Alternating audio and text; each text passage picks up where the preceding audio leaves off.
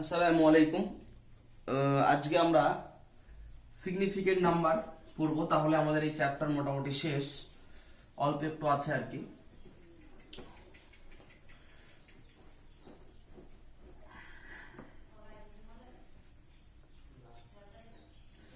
Significant নাম্বারের বাংলা হচ্ছে তোমার সার্থক সংখ্যা বা তাৎপর্যপূর্ণ সংখ্যা।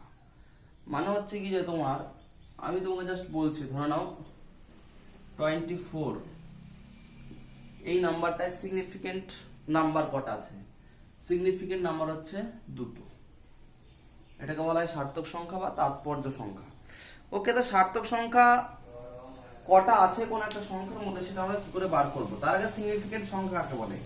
মানে কোন একটা সংখ্যার মধ্যে যে সমস্ত সংখ্যাগুলো কার্যকারী সংখ্যা তাকে বলা হয় সিগনিফিকেন্ট সংখ্যা। ওকে, যে সমস্ত সংখ্যাগুলো কার্যকারী সংখ্যা আর কি, তাকে বলা হয় সিগনিফিকেন্ট সংখ্যা। এটা জাস্ট নাম্বার, তোমাকে কোশ্চেন আসতে পারে, কোন একটা অঙ্ক, কোন একটা সংখ্যা দিয়ে দেবে, দিয়ে বলবে এখানে তাৎপর্য সংখ্যা কটা আছে সেটা বার করতে হবে। ওকে, তো তাৎপর্য সংখ্যা বার করার কতগুলো রুলস আছে। এক নম্বর রুলস হচ্ছে যে যদি কোনো সংখ্যার, যদি কোন, আর লিখছি না থাক, আমি জাস্ট একটা করে বলবার উদাহরণ দিয়ে দেবো।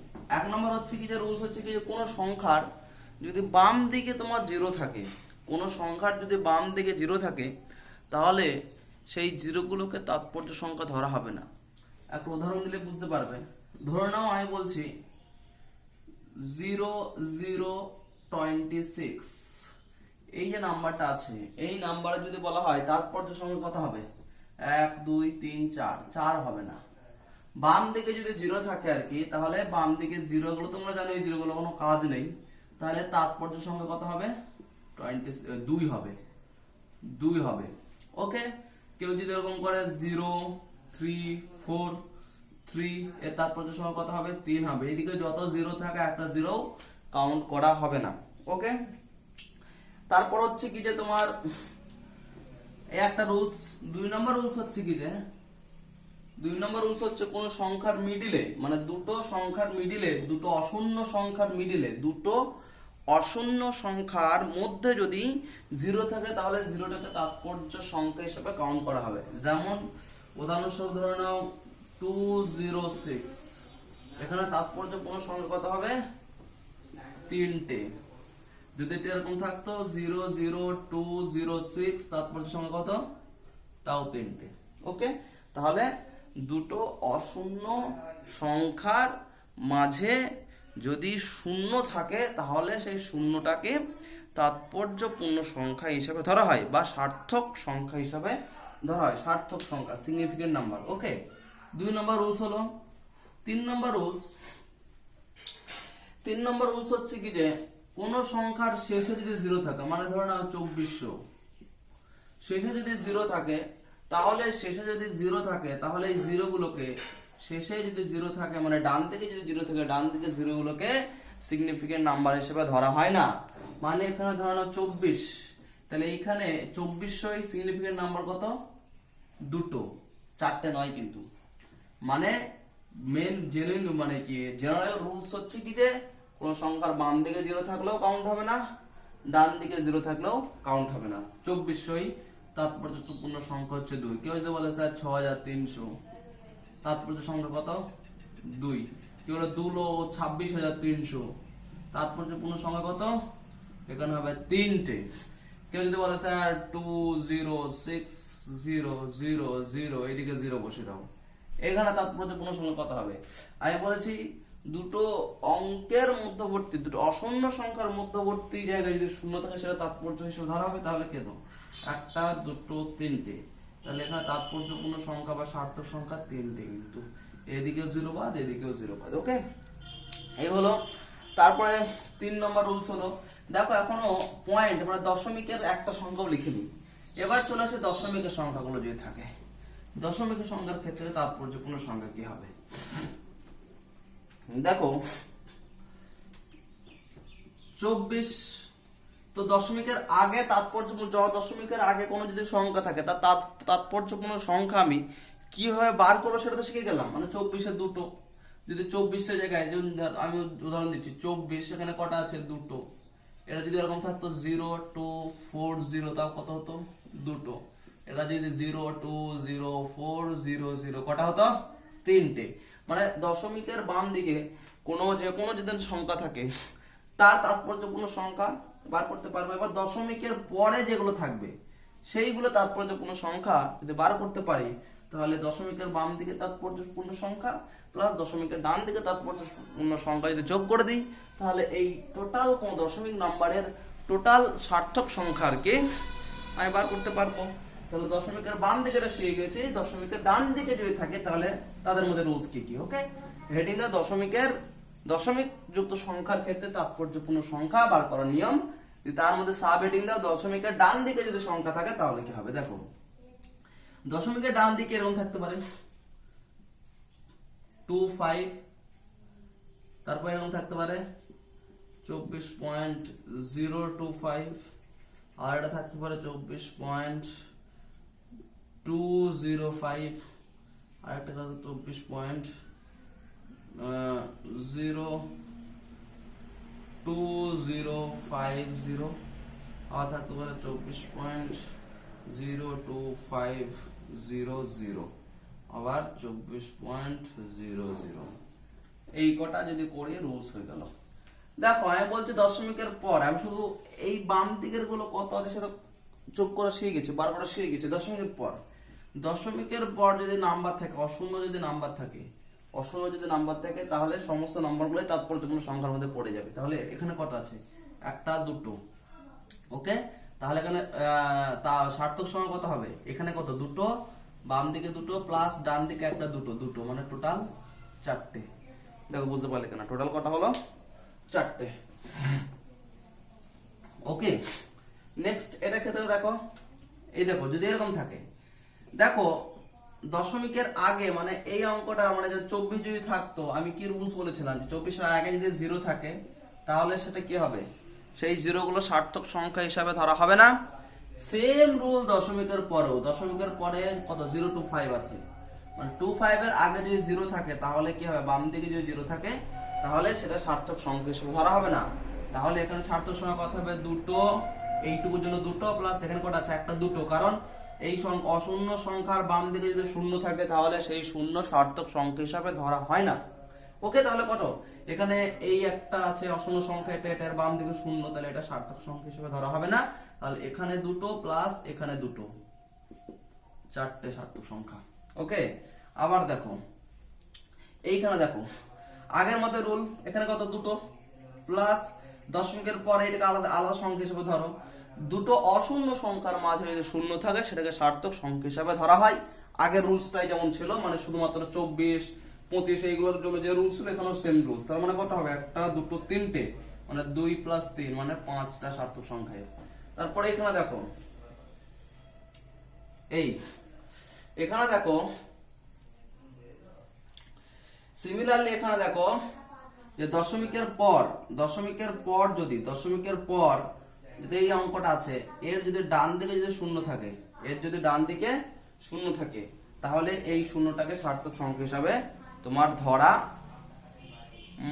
ধরা হয় কি,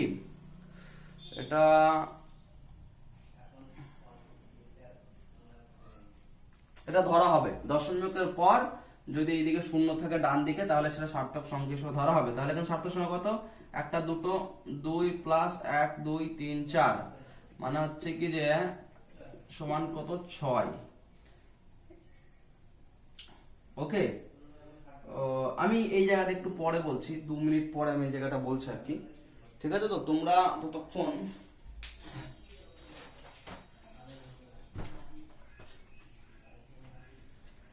আমি এইটা বলে দিই। আমি এই যে মানে এই জায়গাটা স্কিপ করছি এই ক্ষেত্রে, যে দশমিকের পর যে নাম্বারটা আছে তার ডান দিকে শূন্যগুলো ধরা হবে কিনা, ঠিক আছে? তো সিমিলারলি এটা বাদ যাবে। এইটা দেখো, দশমিকের পর যদি জিরো গুলো থাকে, দশমিকের পর যদি শুধুমাত্র 0 থাকে তাহলে এই জিরো গুলো সার্থক সংখ্যা হিসেবে ধরা যাবে। তার মানে এখানে কত সার্থক সংখ্যা, 2 প্লাস এখানে কত একটা 2 সমান 4, তাহলে দেখো মোটামুটি শুধু এইটা মানে দশমিকের পর সংখ্যা ডান দিকে জিরোটা সার্থক সংখ্যা হিসেবে ধরা যায় কি যায় না, ওইটা আমি 2 মিনিট পর বলছি, আমার ঠিক এটা গুলিয়ে যাচ্ছে ব্যাপারটা। ওকে, তোমাদের কাছে এইটুকু ক্লিয়ার? এটা দেখো দশমিকের পর অশূন্য সংখ্যাগুলো সার্থক সংখ্যা, দশমিকের পর যে সংখ্যাটা আছে তার বাম দিকে শূন্যটাকে সার্থক সংখ্যা হিসেবে ধরা হয় না, 2 নম্বর রুল। 3 নম্বর রুল, দুটো অশূন্য দশমিকের পর দুটো অশূন্য সংখ্যার মধ্যে যে শূন্য থাকে সেটা সার্থক সংখ্যা হিসেবে ধরা হয়। 4 নম্বর রুল হচ্ছে কি যে তোমার 24 পয়েন্ট এত, এটা যেটা আছে এইটা আমি স্ক্রিপ্ট করছি। আর কি কোন সংখ্যার দশমিকের পর যে শূন্য থাকে শুধু যটা শূন্য থাকবে সব শূন্যগুলোকে সার্থক সংখ্যা হিসেবে ধরা হয়। তাহলে এই হচ্ছে তোমার সার্থক সংখ্যা বার করার নিয়ম। ওকে, এবার হচ্ছে কি যে নেক্সট সার্থক সংখ্যা বার করার রুলসটা হলো,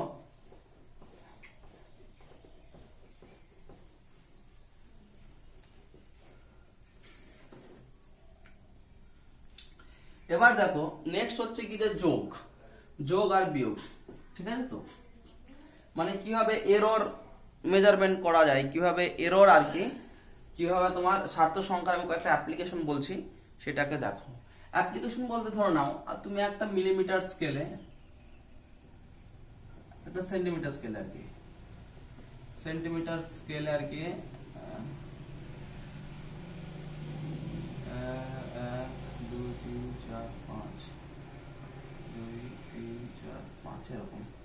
এই স্কেলে তুমি একটা জিনিসের দৈর্ঘ্য মাপছো, তাই তো? এই স্কেলে তুমি একটা জিনিসের কি মাপছো? দৈর্ঘ্য মাপছো। ঠিক আছে তো? তাহলে ধরো না দৈর্ঘ্য তুমি একটা পেলে, একবার পেলে কত 5.2 সেন্টিমিটার, একবার পেলে 5.3 সেন্টিমিটার। ওকে,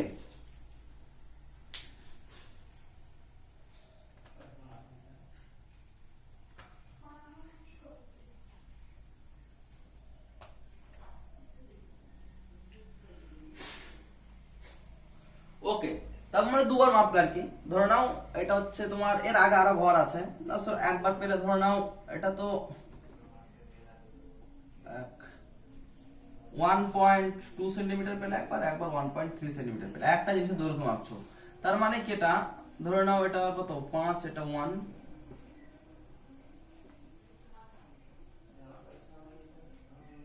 এই তার মানে কি 1.2 একবার পেয়েছো, এটা আদুর 1.2 একবার, 1.2 মানে আদুর, আর 1.3 মানে আদুর। অবশ্যই জিনিসটা দৈর্ঘ্য মোটামুটি এতটুকু আছে আর কি, এরকম মানে 1.2 এর থেকে বেশি এবং 1.3 থেকে কম। এই জন্য তুমি একবার মেপেছো, একটু ধরতে অসুবিধা হয়ে গেছে, একটু এদিকে বেড়ে গেছে, এই জন্য 1.2 পেয়েছো একটা, আর একবার পেয়েছো 1.3। ওকে, দেখো যখন তুমি একটু ছোট করে ধরা হয়ে গেছে তাহলে 1.2 পেয়েছে সেটাও ভুল। আবার কি যদি 1.3 নিয়েছো সেটাও ভুল। আগের দিন বললাম ওইটুকু লেন্থ কিভাবে বার করো ভার্নিয়ার দিয়ে, সেটা জানি, তবু আমি ভুল কি করে হয়, আমি সার্থক সংখ্যার গুরুত্বটা বোঝানোর জন্য বলছি। তাহলে 1.2 যেটা পেয়েছো তাও ভুল, 1.3 যেটা পেয়েছো তাও ভুল। তাহলে যদি ধরো তুমি 1.3 লিখে দাও, ম্যাক্সিমাম কত বেশি নিতে পারো? ওটা তো নিশ্চয় 1.2 আছেই, 1.2 নিশ্চয় আছেই। ধরে নাও 1.2 ছিল, তুমি যদি 1.3 লিখো, ম্যাক্সিমাম কত বেশি লিখেছো? 0.1। কত এরর? 0.1 ম্যাক্সিমাম। কিন্তু এখানে যে এররটা আছে মানে 1.2 এর থেকে একটু বেশি, মানে এইটুকু তো 0.1, আমি আদদূর নিয়েছি, তার মানে এইটুকু অবশ্যই 0.1 এর থেকে কম। তার মানে কেউ যদি 1.3 লিখে, সে খুব যদি বেশি ভুল নাই তাহলে 0.1 ভুল নিয়েছে, কিংবা 0.1 এর থেকে কম ভুল নিয়েছে, তাই তো? তার মানে আর কি এই স্কেল দিয়ে আমি সবচেয়ে কত অ্যাকুরেটলি মাপতে পারি? 0.1 সেন্টিমিটারের বেশি অ্যাকুরেটলি মাপতে পারি না। মানে যদি ভুল হয় 0.1 সেন্টিমিটার বেশি, খুব বেশি হলে 0.1 সেন্টিমিটার বেশি নিতে পারি, কিংবা খুব বেশি হলে 0.1 সেন্টিমিটার কম হতে পারে। মানে আমার যে জেনুইন ভ্যালু ধরো 5 সেন্টিমিটার, 5 সেন্টিমিটার জিনিসটাকে আমি যদি মাপি, খুব যদি বেশি বেশি করে ভুল করে মেপে ফেলি তাহলে 5.1 হবে রিডিং, কিংবা যদি কম করে ধরে ফেলি তাহলে 4.9 হবে। তার মানে এই স্কেল দিয়ে আমি কোনো বস্তুর লেন্থ ম্যাক্সিমাম 0.1 সেন্টিমিটার অ্যাকুরেটলি মাপতে পারি। এবার তোমাকে বললাম যে তাহলে জিনিসটার অ্যাভারেজ লেন্থ কত? কি করবে অ্যাভারেজ লেন্থ করতে গেলে? 1.2 কালি করতে হবে।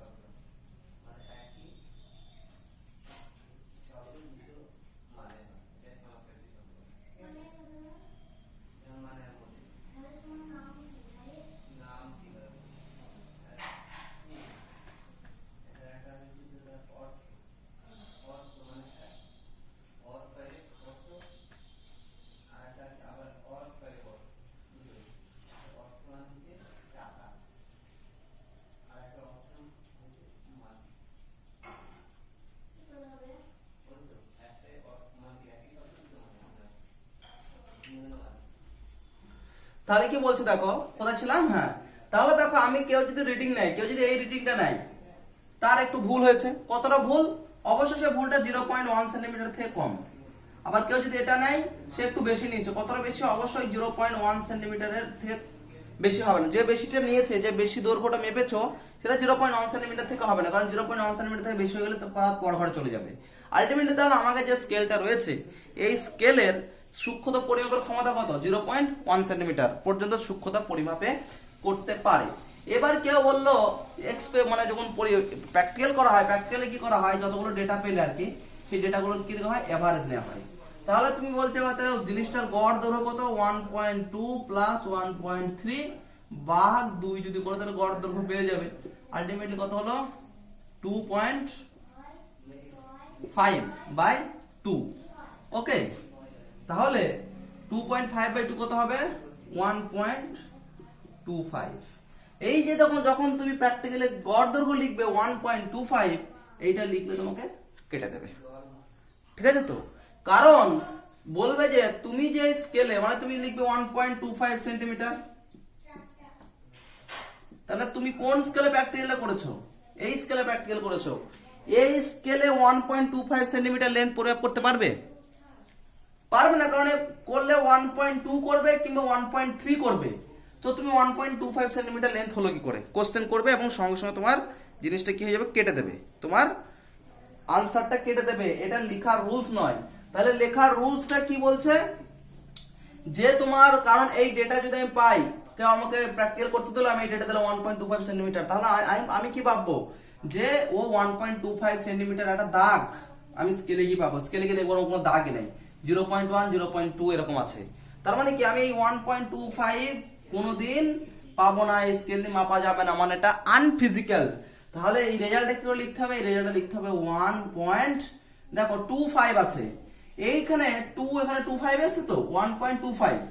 ওকে, এখানে যদি 26 থাকতো, তাহলে এই 6টাকে উড়িয়ে দিয়ে 1.3 লিখতাম। মানে এখানে দেখো, স্কেলে দশমিকের পর একটা ডিজিট পর্যন্ত মাপতে পারে, তাহলে আমার রেজাল্টও অবশ্যই দশমিকের পর একটা ডিজিট পর্যন্ত থাকা উচিত।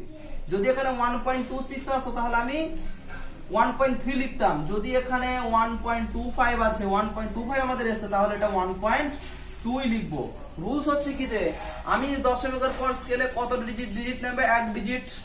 আমাকে রেজাল্টটা কত লিখতে হবে, এক ডিজিট পর্যন্ত লিখতে হবে। এবার দেখবো আমাকে অ্যাভারেজ করতে এক ডিজিটের চেয়ে বেশি এসছে, এক ডিজিটের চেয়ে বেশি এসছে, এটার মানে হচ্ছে এক ডিজিটের পর বেশি এসছে, মানে তার পরের নাম্বারটা কত দেখতে হবে। পরের নাম্বারটা কত? যদি 5-এর থেকে বেশি হয়, তাহলে এইখানে যে নাম্বারটা থাকবে তার সঙ্গে 1 যোগ করে দিতে হবে, মানে 1.3 লিখতে হবে। যদি ওটা 5-এর থেকে কম হয়, 5 কিংবা 5-এর থেকে কম হয়, তাহলে তোমার ওই নাম্বারটাই বসে যাবে। বোঝা গেল? তার মানে আর কি, তুমি যখন কোনো দশমিক সংখ্যার অ্যাভারেজ বার করছো, তার ফর্মুলা, তার নিয়ম হচ্ছে কি, যে তোমার দশমিক সংখ্যা যেগুলো অ্যাভারেজ বার করছো, তার দশমিকের পর যটা সংখ্যা থাকবে, তোমার অ্যাভারেজ ঠিক ততটা সংখ্যা লিখতে হবে। ক্যালকুলেটরে দিয়ে হয়, তোমার ক্যালকুলেটর যখন এটা অ্যাভারেজ করবে, এরপর আর 3-4 সংখ্যা দেবে, এরপর 3-4 সংখ্যা দিয়ে তুমি সেটা লিখে দিলে, লেখা মানে সেটা ভুল, কারণ তুমি যে সংখ্যাগুলো অ্যাভারেজ করছো, তাদের দশমিকের পর যটা ডিজিট আছে, তোমাকে ঠিক দশমিকের পর ততটা ডিজিটে লিখতে হবে, সঙ্গে রাউন্ড ফিগার করতে হবে। বেশি নাম্বার আসে সেটাকে রাউন্ড ফিগার, এটাকে বলে রাউন্ড ফিগার। 26 থাকলে 1.3 লিখবো, 24 থাকলে 1.2 লিখতাম, এই যে রাউন্ড ফিগার বলা হয়। এই হচ্ছে রুলস। ওকে, এবার দেখো সার্থক সংখ্যা যোগের একটা নিয়ম আছে। সার্থক সংখ্যা যোগ, ধরে নাও, আমি এটাই বলছি আর কি, 1.25 প্লাস 1.2, এই দুটো যোগ করলে কত হবে? যোগ করো ভাই,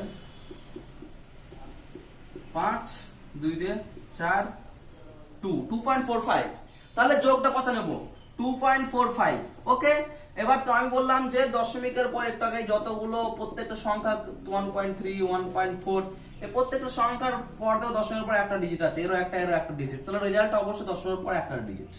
এবার কারো কোশ্চেন আসতে পারে, স্যার আমি এরকম 1.25 1.2, মানে এমন ডিজিট যোগ করছি যাদের দশমিকের পর সংখ্যাগুলো আলাদা আলাদা আছে। যেমন এখানে দশমিকের পর দুটো সংখ্যা আছে, এখানে দশমিকের পর একটা সংখ্যা আছে, তাহলে রেজাল্টে কোনটা লিখবো?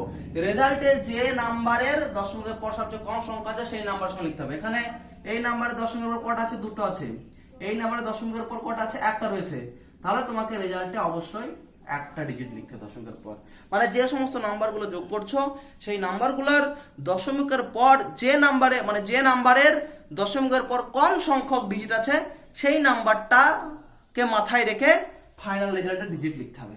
উদাহরণ বলছি, 1.253 প্লাস 1.2 প্লাস 1.2222, তাহলে এদের যোগ করো। 1.222 চারটে, 1.253 তিনটে, তাহলে 1.2 যোগ করো। 2 3 দিয়ে 5, 5 দিয়ে 7, 3 দুগুণে 6, 3। ওকে, এখানে যে নাম্বারগুলো নিয়েছি তার মধ্যে সবচেয়ে কম ডিজিট কার আছে? এর দশমিকের পর কম ডিজিট এর আছে। কটা আছে? দশমিকের পর একটা। তাহলে রেজাল্ট অবশ্যই দশমিকের পর একটা ডিজিট নিতে হবে, মানে শুধু এটা নিতে হবে। এবার তাহলে বাকিগুলো বাদ দিতে হবে। বাকিগুলো বাদ দিতে গেলে কি করতে হবে? রাউন্ড ফিগার করতে হবে। 6, তারপর অঙ্ক কত আছে? 7 আছে। 5 এর থেকে বেশি না কম? 5 এর থেকে বেশি, তাহলে 6 এর সঙ্গে 1 যোগ করতে হবে, 3.7 রেজাল্ট। ওকে, এইগুলো হচ্ছে রাউন্ড ফিগার বলা হয়, এইগুলো সার্থক সংখ্যার অ্যাপ্লিকেশন। ওকে, এই হলো। এবার সিমিলারলি গুণের ক্ষেত্রেও এই প্রক্রিয়া কি? গুণের ক্ষেত্রে প্রক্রিয়া হচ্ছে তোমার একটু আলাদা। গুণ আর ভাগের ক্ষেত্রে প্রক্রিয়া হচ্ছে এরকম, ধরে নাও 2.52 আর 2.2 মাল্টিপ্লাই করছি, কত হবে? 2 দুগুণে 4, 5 দুগুণে 10 থেকে 1, 2 দুগুণে 4 একে 5, 252 5 4। ওকে, তার কত হবে? 2 দুগুণে 4, 5 10 থেকে 1, 504, 4 4 5 5, 1 2 3, 1 2 3, 5.544। এক্ষেত্রে তাহলে কটা লিখবো? এখানে তো দুটো ছিল ডিজিট দশমিক, কটা চলে এসেছে? 3টে। স্যার কোনটা লিখবো?